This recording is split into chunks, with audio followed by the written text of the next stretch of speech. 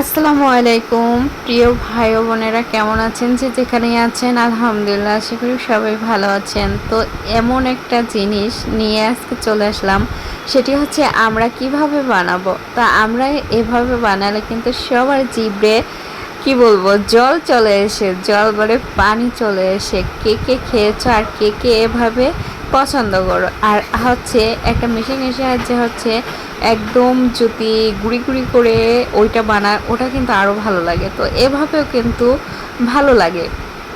তো চলো দেখে নিই কী কী দিয়ে উপকরণ দিয়ে আমি বানাচ্ছি। দিয়ে দিলাম মরিচের গুঁড়ো, লবণ, মরিচের গুঁড়ো, এটাও কিন্তু রান্না করি ওই মরিচের গুঁড়ো, ওইটা দিয়েছি। লবণ দিয়েছি স্বাদ মতন, যতটুকু পরিমাণ লাগে ততটুকুই দিয়েছি। তো ওইভাবে আপনারাও দিয়ে নেবেন। দিয়ে দিলাম চিনি, চিনিটা দিয়েছি কারণ হচ্ছে এটা একটু মিষ্টি মিষ্টি ভাব ওই রকম লাগলে আরও খেতে ভালো লাগবে, এই জন্য লঙ্কার সাথে চিনি দিয়েছি।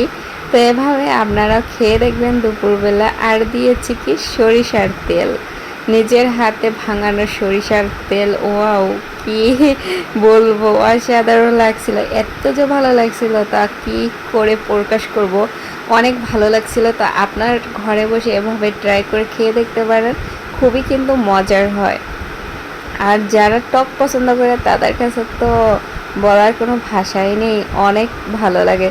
দেখেন আমি মেখে নিচ্ছি। তো এভাবে কিন্তু মেখে খেয়ে ফেলবেন দুপুরবেলা, খেতে কিন্তু খুবই ভালো লাগে। আর এত যে মজার হয়েছিল বলার ভাষা নেই।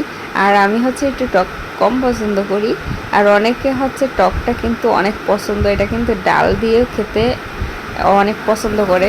কিন্তু আমি টক বেশি পছন্দ করি না, এই জন্য হালকা পাতলা আর কি এভাবে খেয়েছি। তো আজকের ব্লগটা কেমন হলো অবশ্যই কমেন্টে জানাবেন। আর নতুন হয়ে থাকলে আমার পেজটি ফলো করে পাশে থাকবেন। আল্লাহ হাফেজ, ভালো থাকবেন সবাই, টাটা।